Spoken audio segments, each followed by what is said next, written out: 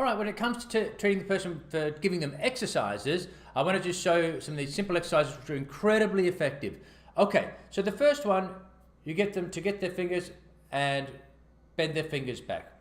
The elbows bent. I'll just show you if we can get a little bit better. So just bend that for 10 seconds. The next thing you want to do is you want to do this motion, okay? So you only get them to do this and twist it over like that gently for another 10 seconds. So that motion is as if I'm going from here to here. So what we're doing is pressing over pressure and you're twisting it like this. All of these are going to be for 10 seconds just to make it really easy for the client to remember. Okay, so that's fingers, stretching it out, and then turning it that way. Okay, so the next thing we want them to do is just simply like that. So go from palm up to palm down. Hold it for 10 seconds.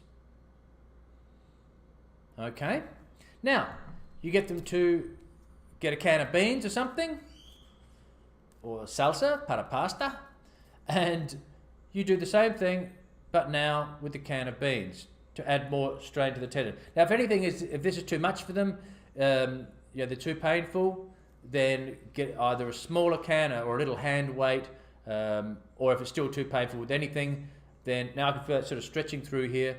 So as we get a nice stretch through there.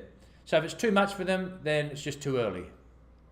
Okay, the next one, hold the can like this and bring the wrist up like that. All right, but again for 10 seconds. So getting another nice stretch through here. And finally, you get them to bring their arm up like this and get their fingers to touch their shoulder. All right. And there you have it.